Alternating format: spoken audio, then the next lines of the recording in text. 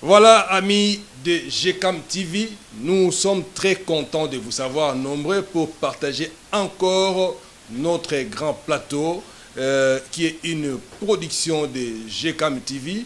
Le grand plateau de GCAM TV, c'est au cours desquels nous avons l'habitude de recevoir des invités d'une manière spéciale pour qu'ensemble nous puissions décrypter les news qui sont à la une sur l'étoile et plus particulièrement avec les commentaires de ceux-là qui ont réagi. Et pour ce soir, nous avons l'honneur de recevoir pour vous, toujours pour vous, parce qu'il y a quand même information qui toko. Et c'est M. Samba Olonga à qui j'ai dit déjà bonsoir mon frère. Oui, bonsoir papa, papi Samba. Oui, merci. Tu es bien à plateau ça j'ai comme ça plateau moko en interaction directement avec notre public parce que tu as quand même solo moko ya analyse makambo tu les kanakati ya semaine oyo to touche à tous les secteurs société, économie et puis autobengi social plutôt politique. Mais tu as mis toujours dans notre style, tu as mis na kati toujours il y a toile pour essayer de vendre ça pour partager ensemble la ninga. Voilà, je vous dis déjà que vous êtes là connectés, partagez notre lien avec le grand plateau GCAM TV et autre émission La Profondeur. Alors pour aujourd'hui, tu as touché quelques points plus particulièrement au Italie, makambo au gentillesse sala parce que certaines personnes disent déjà que Azam Moutouma faut pas kangaye. Et pour Azam Moutouma ça pratiquement ma parole n'a été trop de promesses, mais en réalité nous avons avancé mon significative en ce qui concerne attendre la population quinoise comme telle et Salamaté. Jusqu'à on se demande si Gentini, le gouverneur de la ville-province de Kinshasa, est en train de se moquer à la population quinoise, est en train de bafouer l'attente aux populations quinoises parce que pessier ningisa, pessier confiance, mais tout le monde est comme dans des danses moko boye oyo et comme il y a ce qui s'est comporté où allons-nous avec la politique, il y a salubrité, il y a ville, province, il y a Kinshasa. D'emblée, je vous dirais déjà que il n'y a pas si longtemps, tout comme on a Babylone depuis temps bandaki on dirait d'accord tâtonner. Je voulais aussi juste poser la question, est-ce que d'accord tâtonner, est-ce que politiquement sur les alités et pourquoi aussi surtout assemblée provinciale à Kinshasa ont sanctionné. Bon, tout d'abord, premièrement, il faut que Moïbi est dans le makila congolais. Parce que na bandi bisiko souki parce que y a un landem te posé problème dans la ville à Kinshasa. Problème où ils dans la ville à Kinshasa, ils ont d'abord causé na assemblée provinciale à la ville à Kinshasa. Au début, bazalaki on peut on dirait baza sensible na oyo ba cri ya ba kinois. Mais avec le temps, ils ont fini par s'habituer. Comme na bango iloko moko na Gentini Ngobila, donc ce qu'on l'a dit bango, tout ce que Ngobila fait est bon. Godem poi na bureau mobimba tout président assemblée provinciale ya ville à Kinshasa, bureau na bango wana mobimba, ça dit député à ville province à Kinshasa pour na bango Ngobila à travailler à malam. On se demande ville à Kinshasa, ils ont un gouvernement. Gouvernement provincial ya ville à Kinshasa et ça la mine mbongo yo bango baliaka que ça soit en matière ya transport, que ça soit en matière environnement, tout l'argent au bango ba touchaka baza ko réclamer barrière tout le monde ba mususu ba gouvernement provincial bazo réclamer que ba gouvernement provinciaux bazo réclamer que mboso afuta bango baké ko réclamer que a plaidé pour na bango pour que le gouvernement libère ba futa bango ba mbongo na bango nazo tuna mbongo yo bango ba kufuta bango et kozala mbongo ya musala nini parce que les gens ne voient complètement rien. Je retourne na problème au Italie Ngobila nazo lobaka ngona ba plateau nyonso ke monsieur Ngobila problème ne munene ezali azala hauteur te attache wana ba confier makambu ya Kinshasa ileki Ngobila na mutu parce que tozwaka ba responsabilité surtout par rapport à la capacité na biso ya kosala ya.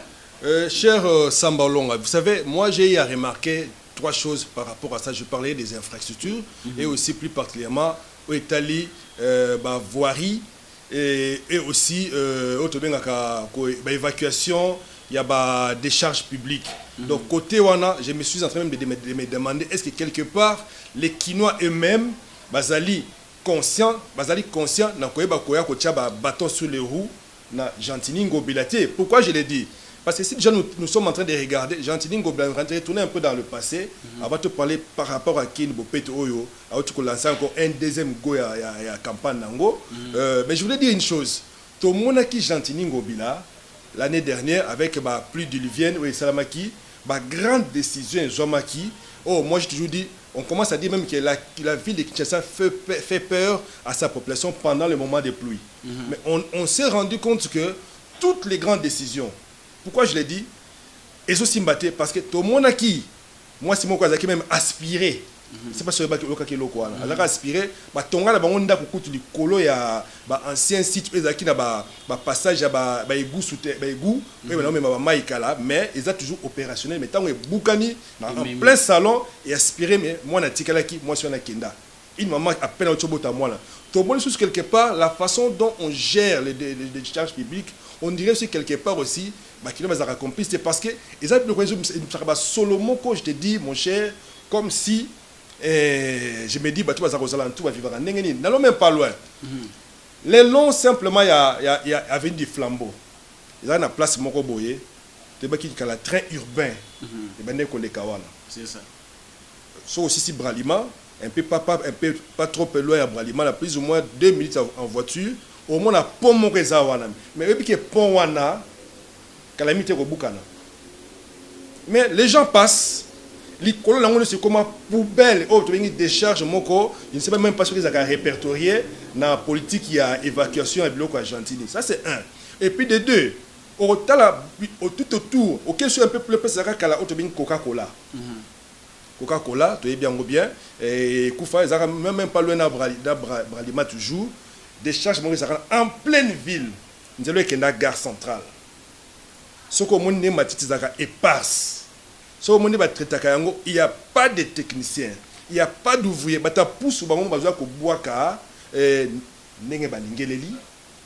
Mais c'est... Les Kenya sont indifférents, la population des alentours sont indifférentes. Est-ce que Kinoa et Moko, on a un exemple Moko.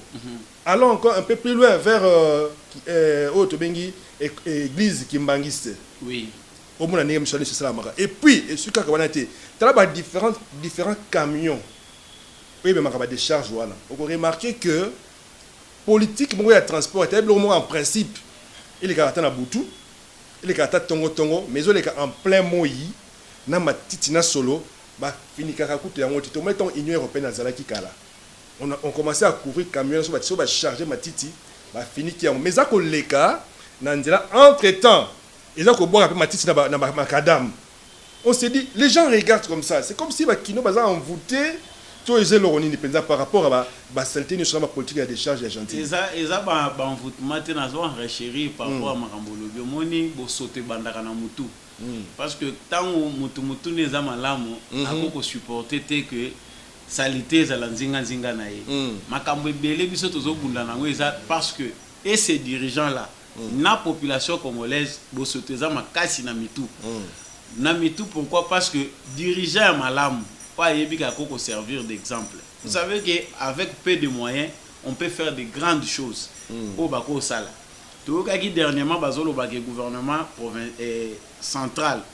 Gouvernement pour y pouvoir central babandai ko bongisa bazo pesa kana ngobila enveloppe à 2 millions de dollars pour gérer pour couvrir problème ya politique ya salubrité à ville à Kinshasa. Est-ce que Ngobila peut nous dire de manière transparente? Parce que question dans tout na oyo pour nani assemblée provinciale ba retourner en Ngoti. Godem pour ya retourner en Ngoti. Pourquoi tourner en Ngoti? A retourner en Ngoti parce que yé azo faire partie na politique na bango wana. On veut juste embellir la forme. Mais na fond tokotika na héritage ya fulu lokola kimbuta tikela biso yango. Ce qui fait très mal au cœur est que les carrefours tolobela rango mingo carrefour eza bazandu ndenge so ozotambola boye otali boulevard Lumumba otali sike bandeli na ndolo wana oke nango ti ozokende kuna na aéroport ba carrefour eza boni po ba carrefour wana ezala équipé na ba poubelle et puis balongola ka ba poubelle wana quotidiennement ezosenga nini? Est-ce que Ngobila yebi yango te? Voilà pourquoi on dit que bazo sala semblant. Ils sont venus avec mission ya ko garder biso toujours na ba piège na makambo ya passé. Ngobila travaille encore avec la culture na bango ba kabiliste. Parce qu'ils ont quitté Kabila, mais mentalité na bango ils a toujours ya Kabila. Mentalité où ils qui a que on fait semblant que tous a travailler, mais dans le fond c'est une pure distraction. Ils sont déjà préparés pour s'enrichir. Baluka ba voir ba rolela. Oh nazo pese loko moko pour na ça. Moni élément moko eza munena eza ni. Moyibi et pesa ka mutu mayele te. Mutu akoko présenter bino ba plan ya bien, ba vision ya bien. Mais une fois qu'il y a abandi ko privilégier d'abord l'intérêt na égoïste, abandi moyibi mayele si la kaye. Moi je comprends que ce qui fait mal ici dans la ville à Kinshasa c'est que nakoko rejoindre Muke Maloba Jean-Marc Akabunda Loba dans le passé, on peut lui donner raison que Kinshasa n'est pas gouverné. Tomoni awa tango ba paya baye, formo ba coincer batu pour na ko linga ko étouffer ba marché pirate. Ba tomoni GSSP, tomoni la police ba travailler bango tout ensemble pour empêcher que le marché pirate soit zalaté na ba endroit stratégique, circulation est zalaté. Le marché pirate tu as zali justement conséquence il y a sous-emploi de la population chinoise. Tu vois que de l'eau na banda ko mingi ba nyibali ba yakashna ba entrée moko financière ya makasi tu ko réunir les 2 bouts du mois, mais c'est plus ce sont des mamans qui se sont donné courage, il y a en pleine rue, quand on a moi il y a 4 ma papa, il y a moi pondom, c'est vrai qu'il fallait pas dans la 4 va marcher. Mais est-ce que la politique chantini a teki ya koboma zandu? Pour chantini to balelo zandu on bada banda on te batte projet de suka wapi et kangama. Acha ba wenza mike est-ce que qu'est-ce qui peut ils ça là que azako ko komema ba mama wana tie vers ba wenza. So tambo lelo ya ba kingasani wana. To moni wenza o muzati ezali.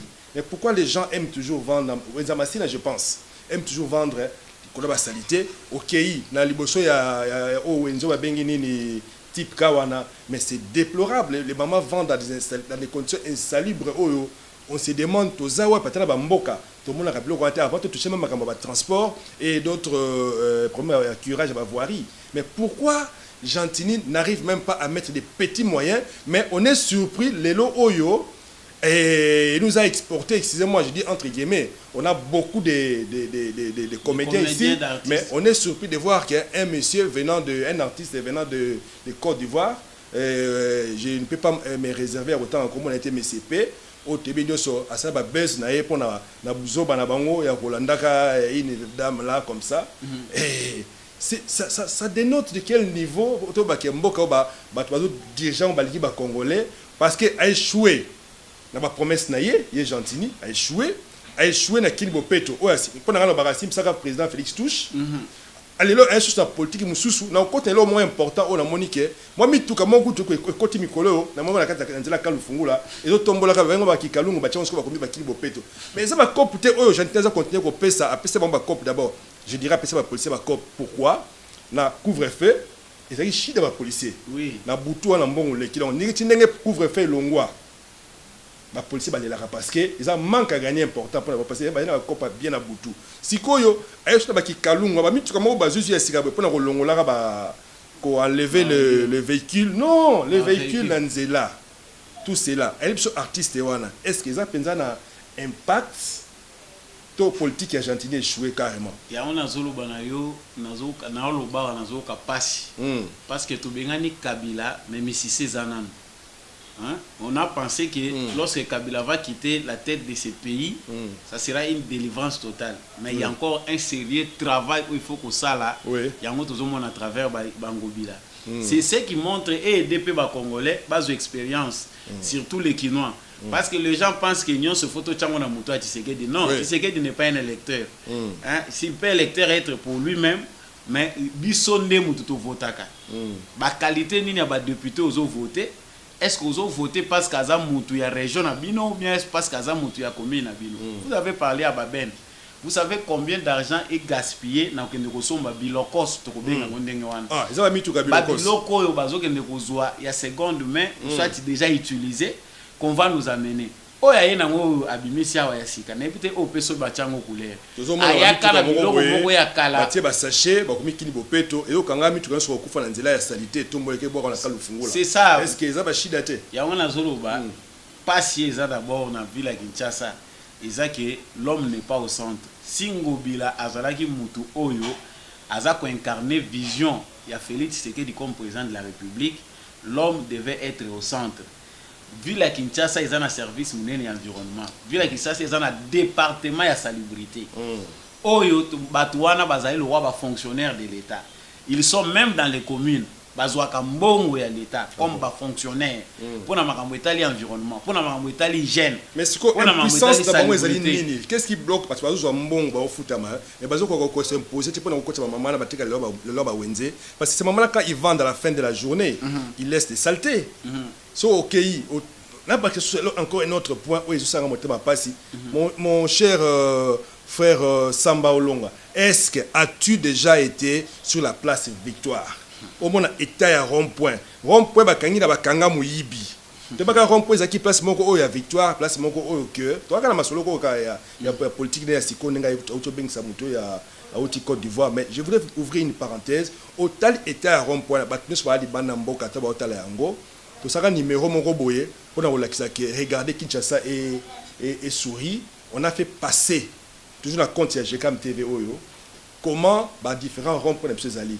Mais on s'est dit, nous sommes où? À Taba rond-point Oyo, tu venga à Congo, tu vois Jaka, tout ce qu'on a rond-point à salité, non seulement pas salité, mais au moni et si ka o mitu ke tournaka. Mon cher, zélo.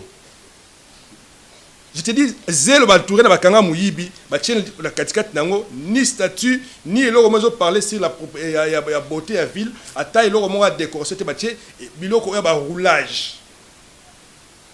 Et Vandiwana, zélo et botawana, ni même ba verdure, ni même à thème pavement, et à l'état pavé tout autour d'un bon mitu que tournera, et ba chege, bazoa ko suba wana, ba chege bazoa ko boka ba salité wana, et à la mo, et à la boutou. Mais tant que tout est est-ce que vraiment tu as Kinshasa Oyo avec Gentilly, tu as ça sur espoir, tu as sa confiance, tu as Gentilly, tu as mérité car on va kangaye. Moni biso, tu as espoir et comme un pouvoir central. Mani faute, il y a une attribution où ils ont donné dans la province. Parce que il y a salubrité, la province, tu as fait gérer bien. Vraiment, espoir et comme un pouvoir gouvernement central. Pour pallier na insuffisance on gobilazo créer les biso awa et puis na conscience mais tout ça ba commune papa Samba Olo ba commune ezali est-ce que commune ezali pour ça il y a au moins na lobaki la makambo tous la place pour la victoire wana ils ont géré par trois communes administration ils ont bato ba ozwa mbongo à l'état ba réclamer que ba salaire mata ba ne loko ba sala kate na kati ya administration publique ba sala kate. Oui. En commençant par les communes, tout ça, parce que le chef de riz, le chef de quartier peut faire maté. Mais dans la commune, les fonctionnaires sont là, ils ont l'État, il y a Pamba. Qui sont même sur le terrain. Alors, le problème au lobby d'abord, dans l'Italie, le marché pirate. Le marché pirate, ils ont des conséquences. Il y a appauvrissement, il y a population, conséquence, il y a chômage, il y a masse. Batunion sont obligés de pour baya koluka. Ce que tu ça il a ba wenze, c'est que Kinshasa mobimbe vous andi ba wenze na ba wenze. Alors pour aller droit au but, moi ce que je peux dire dans le contexte c'est le quoi au ezali que les Kinois cessent d'être distraits. Net dans ce Kinshasa ezali sous touristique. Oui. Même dans les endroits où bazo kombola, yo tant on cité place Victoire. Comment un endroit public, touristique, et cause à l'entourer n'a pas filé à Kangam Yipi. Hein, auto bien à Kangam Yipi, tout autour à Zélo. Oui, parce que tout est tourné. Voilà. Au Congo, quand la photo était au Kouti, ba fil barbelé, ba kangi, ba tché, ba ma bende, moko wana, pour kota. Il faut la photographe, ce qu'on est au Kanga photo, mais je vous dis, si on est ce phénomène, moi, dans mon ami Kolo, nous avons invité beaucoup de caméras au Kitawana, au dessin, au monde, à Makambuko, ça de vous trouver les endroits où mythe ya ko baluka. Le quoi barolage, bazo pekisa pour na bambouteillage, bazu ba vieux pneus, bazu ba jante ya ba pneus, ba tchango na makadam yango comme séparateur. Mon Dieu. Vous allez dans entrer le rôle ya ba oui, tout le monde a même le niveau il y a 20 mètres sur le bima au kende croisement Lumumba na 20 mètres mais batima mabanga babwaki wana batie mike OK sous côté à Delvaux et pas quand passage batima mabanga est-ce que mboka opena lokola ville de Kinshasa ezangi ata biloko oyo ezaka ya mike ya opposer pour empêcher mutu aller qui séparateur wana ezaka même il y a plastique on peut commander ça même na plastique oui au place mais bazozwa ba pneu mandama mabanga ba moellon ce qui est dommage président Yambi ba paebele awa vous trouvez dans certains endroits ba tibilo kwana lokwa ba séparateur ba mabende ba oza même ba mesa ba to babuka ka ezali gentilito police nationale parce que mais qui dirige qui est le responsable numéro 1 ya police na ville ya Kinshasa c'est le gouverneur voilà yende mutaza responsable yeso ka pesi ba ordre que par rapport ya ville tolingi sécurité pour na boye tolingi boye ba ordre bazola kangwe pa na ye tant le président de la République a invité les de marque bazoya awa ko yamba bango na ville ya Kinshasa qui est la première personne à être informée c'est le gouverneur de la ville de Kinshasa on a compris que depuis longtemps Jantini travaillait na défaite ya Tshisekedi si après ndazo la sabiso que a changé il est dans l'union sacrée mais ça ils allaient makambo biso zo ko retirer parce que nga nazo linga ko kota na profondeur te pour mabe congolais nyon soyez bien mais c'est qu'on peut parler ici de sérieux ça qui sur le plan politique Jantini Ngobila a détruit Tshisekedi Tamoulaï et puis en complicité n'a pas conseiller à président Félix Tshisekedi. Parce que ce sont ces mêmes conseillers là qui étaient sélectionnés pour suivre des prêts makamouya marché central. Babouki Zando Ponani, il y avait des conseillers président Balobi Bazola Ndangwa la lettre de Lelo Bazawat. Je cite Vidi et Timanga. Aujourd'hui c'est un bagarreur partout. Ceux qui peuvent balongoli à solo, ceux qui peuvent continuer à garder. On comprend que ils ont battu Bilé Balanda qui président Awa, bazali na vocation pour ça la politique était. Nanazo que l'un des présidents Mawa. Pourquoi? Parce que avoir lutté avec le président de la République, avoir souffert avec lui, ne fait pas de vous un bon politicien. Il y a un autre qui a battu oh le bazo rendre du mauvais service. So baliba simba ya lobi non j'ai lutté. Abanda ko écarter bango. Sambalo on a yo ki o malama mais je voulais juste comprendre c'est comme si Jantini Azako s'est rattrapé par rapport à cette nouvelle politique à Nango. Tout le monde oncle P Awa à Sali campagne. Comment vous pouvez interpréter ces deuxième go au Jantini Ngobila Sali? Est-ce qu'Azo s'est racheté? On peut s'attendre Nailo Komura Malamu par rapport à la politique à Nango Sikoyo. Ils ont un impact positif ni tant que démarrer campagne oyo na oncle P pendant que l'artiste est belé bazali et puis de deux est-ce que politique on a Nango Sikoyo on est sûr que Simba il y a un zoloba message les cas bien là où communication sur les cas bien entre ba gouvernant na ba gouverner est-ce que Jantini Ngobila na en tant que gouverneur ya ville à Kinshasa azana communication malamu na bakino est-ce que bakino ba yoka kaye parce que Ngobila peut tenir un discours comme ça franc devant bakino à solo lipena bango c'est là le problème quand on dit que Kinshasa n'est pas dirigé c'est parce que Ngobila n'a pas ce temps là il y a comme il créer diversion on prend grand P parce que lui déjà injurité il a des problèmes de communication c'est quelqu'un malgré son handicap malgré sa mince taille remarquable a profité aujourd'hui impact il est célèbre mais il n'a pas un message à donner est-ce que vous avez suivi même un mot est-ce que c'est MCP qui doit donner le message ou c'est Jantini qui doit nous donner une vraie politique nous avons des comédiens ici qui sont plus célèbres au Congo que Grand P tous en artistes musiciens ndenge tout le monde qui Jeff Abengia wana ba comédien. C'est ce que Ngobila pouvait faire. Ngobila Koko Benga Bango, si normalement il avait une politique sérieuse. Là on comprend que Ngobila n'est pas sérieux, n'a accompagné même Bato Bazako dénoncer Balobi que ils ont bon à Congolais de Bazo Sakananango. Parce que quand Grand P vient, on lui donne l'argent. J'ai vu même un autre Moutounsouper a bengi un autre comédien ivoirien à Enaye, à Foutelier, à billet d'avion, à commissaire Awa, à louer appartement. Comment va Congolais tout l'humanité? Nous avons des comédiens spécialistes en ça. Parce que l'humour est dans le sang congolais. T'as là le lot politique est comme le roi théâtre. Pourquoi? Parce que dans le sang des Congolais, il y a l'humour. Mais le vrai problème ici, c'est que nous avons besoin du sérieux. Ngobila veut nous amener encore du théâtre. Namkanisi a Tumbolinde, artiste congolais, se sentir que ce qui a intéressé qui bango. Est-ce que ça l'a ngoté? Moussoukou déjà ça l'a avant qu'il y ait assez bango.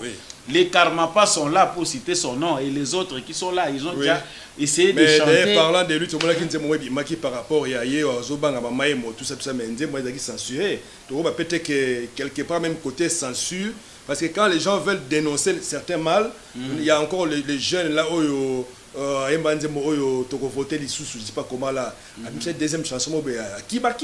Donc, c'est comme si, quand les gens se lèvent avec leur voix, pour conscientiser, pour ramener les gens à la raison, pour valeur sûre, pour faire avancer Mboka, mais c'est comme si il y a des détracteurs qui cessé pour intimider, pour Kim Sabatouana. Je pense que la panda il a limité quand même deuxième zembo. Non, oui, ils ont qui problème lié à la culture. Ceux qui n'ont pas de question direct na Félix Tshisekedi na kanisa ko peksa mutute. C'est un problème lié à la culture à bateau ba dirija ka ba structure wana. Parce que moni bateau wana ba na culture au kabila tikela ki bango. Le temps pour na bango ko s'adapter, ko comprendre qu'avec Félix Tshisekedi, il n'a pas le temps ya ko inquiéter bateau bazo yimba na liberté na bango. C'est un démocrate à la base, c'est-à-dire il vient d'un parti, il a été préparé à ça. Ce qu'on moni la suite, on a fait que Karmapa puisse chanson na yebima. Bah qui peut permettre pourquoi parce que les points de vue du président de la République ont été primés. Ya moni za na bato oyo pona bango baza ko continuer ko agir na mentalité kabila tikaki. Ils doivent avoir le temps de s'approprier culture au Félix Ayenango. Na kanti que bato tozo combattre le changement, c'est nous-mêmes congolais. Tozo combattre ango pourquoi parce que moni bango non baza inquiété, muto aza inquiété azate. Soko ki artiste azolo baza inquiété, aza peut-être inquiété na muto aza na mauvaise culture wana. C'est comme dans d'autres provinces moni que non acteur baza côté le melayi. Ou bien soit cet acteur là azali peut-être un problème de sûreté de l'État. Il y a des acteurs qui s'appellent acteurs mais alors que aza financé nassé pour commencer à nuire les intérêts de la République. Je cite comme certains membres à Loucha, ou bien à Loucha, ou comme musiciens à Kati. Donc il va là-bas, on les paye l'argent, mais il y a Zali qui a la campagne à Mabé contre FARDC. On n'a pas permettre à continuer à agir dans le Mabé. Oui, mais c'est Sambalonga. Je sais que aujourd'hui, c'est une révélation sûre, où ils appellent l'accès. Gentini, ça l'a vraiment tâtonné. Mais je voudrais rester dans un autre point. Quand je parlais des infrastructures, on a touché plus sur Banzela. Banzela, c'est Akubeba. Mais à part Banzela Akubeba, la politique est gentille, qu'est-ce qu'il veut réellement? Toujours, quand on a un courage à Banzela, chaque fois que on a un mabélé, on a un caniveau, la saleté, on a des banda. Et vandi permet d'avoir macadam et puis tant on boule bêta kezonga la ngo susu.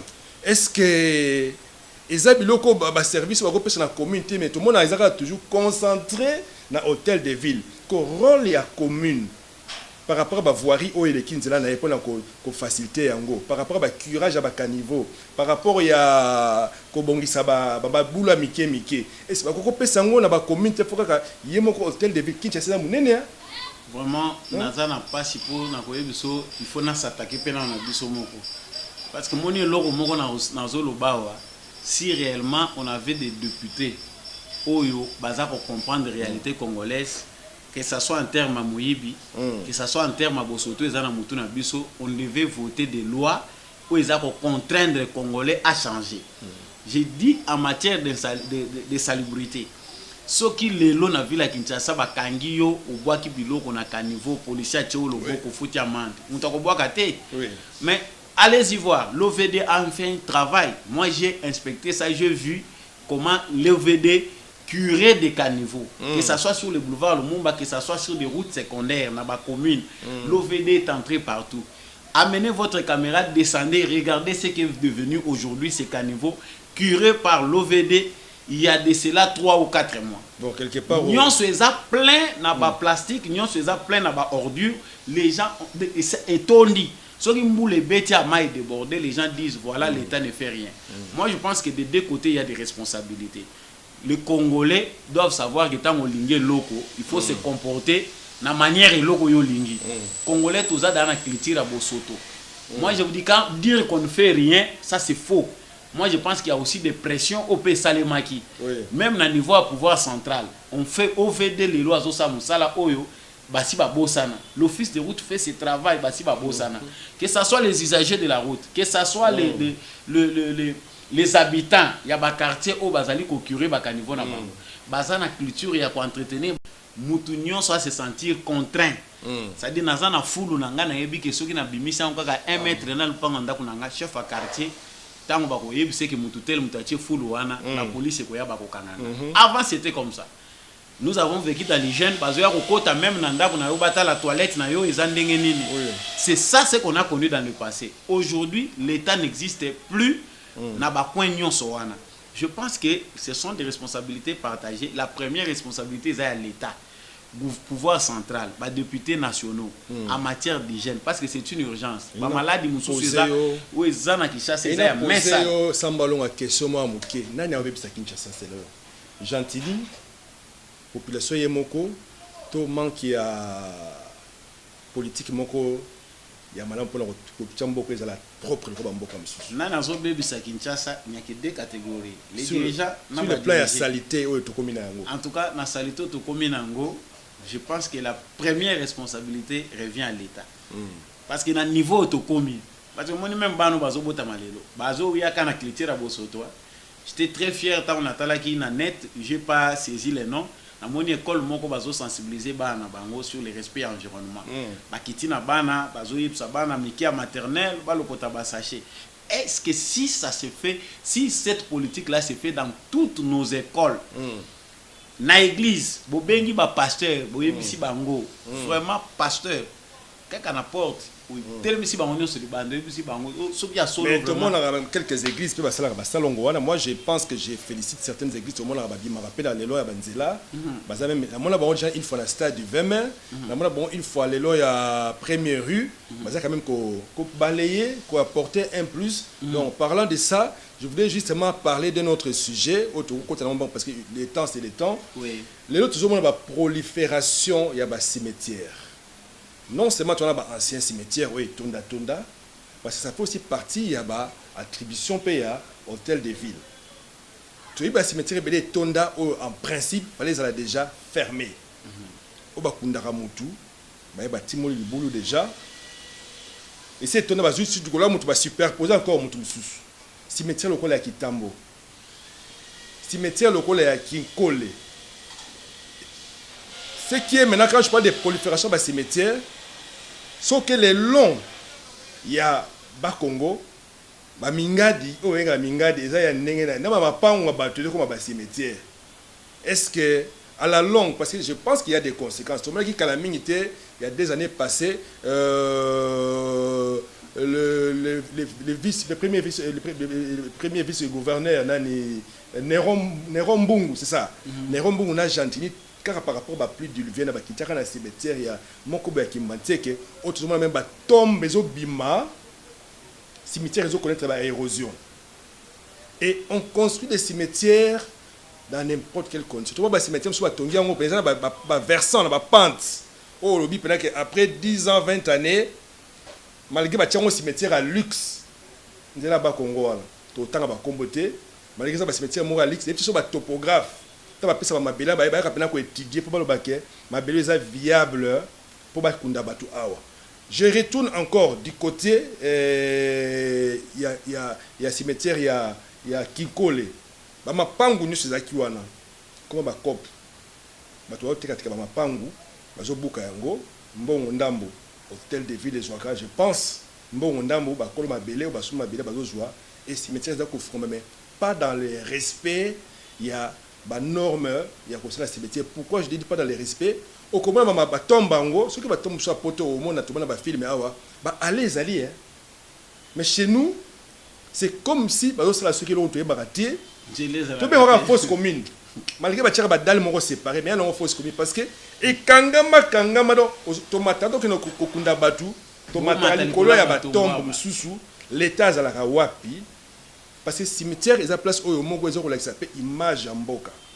On laisse les particuliers azu le pango nae a comme ça au cimetière asumi le pango nae a tekelengo pembe na cimetière pe comme un cimetière parce qu'il se passe dans cimetière de Sili pour na yo tant qu'on a biloko même c'est Samba Olonga toujours kende wapi. Est-ce que on peut dire vraiment que sérieux ils ont un mboka au côté bato baza ko gérer biso ville à Kinshasa parce que même dans l'intérieur tout le monde a ba cimetière en dengo na ti.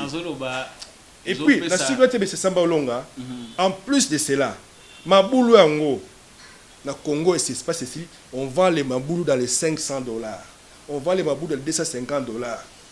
Et parce que nous avons des conditions, il y a Mickey, mais les Quinois sont là, sont indifférents, trouvent ça normal. Est-ce que ils ont 5 années pour me sur le niveau là? Faut se frapper. Tous sont à caca, mais l'eau na kota les Gambois n'a pas regretté. Bah ouais, ceux qui basent à Kanamato, comme on dit chez nous ici que le na c'est qui ça yo, malgré les gens ils mourent, ça fait partie de ces détentes, ces émissions yo.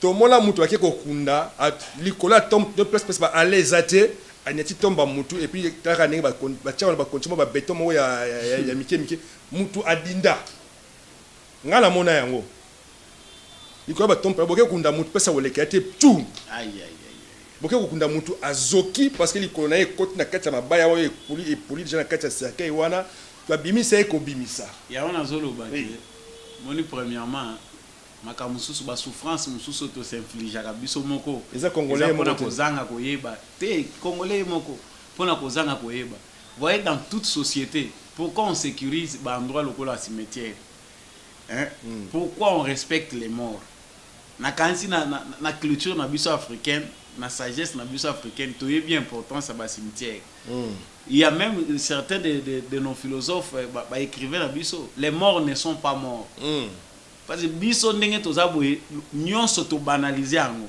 à cause du pain le roi va priver biso lipa to perdre même culture zolanda iloko lokola cimetière bato bakufi même les juifs en parlent pour ceux qui lisent la Bible que ça soit dans le Coran tout le monde respecte bisika mikuwa ya bato bachaka yango on doit permettre aux particuliers d'avoir les cimetières et pas na biso non les cimetières ateki yango pona non les cimetières à titre privé ils ont une réglementation non mais ça kokunda batu o eza ya famille té c'est-à-dire asali lupangu na ye espace peut-être na 100 fois 100 oui bon et comme na cimetière ça c'est l'anarchie tu es bien anarchie wana to connaître ngo ningi bakimbuta to yoka ne ke nécropole ils ont bien privé na bango ils ont acheté un basombi mabele muto asombi mabele privé ya ye et puis a commis un cimetière pour y asala ngo comme le commerce na ye. Moi je vous dis c'est grave parce que nous avons des problèmes avec nos ancêtres, nous avons des problèmes avec les morts. Moi ni bato bazo kufa en désordre, les gens ne savent pas aussi pourquoi. Il y a un problème aussi c'est relevant à la médiocrité spirituelle.